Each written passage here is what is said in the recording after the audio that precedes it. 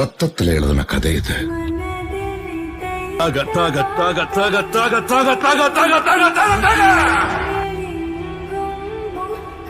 நீ எப்படி வாழ போறியோன்னு எனக்கு தெரியாது.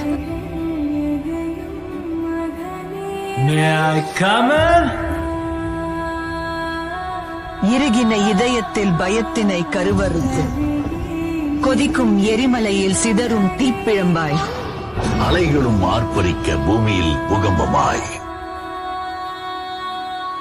அணைய போற தீபம் பிரகாசமாதான் எரியும். ஒரு நாள் நீ விழுவ. அந்த நாள் உன்கிட்ட இருந்து எல்லாத்தையும் வேரோட புடுங்கிடுவேன்.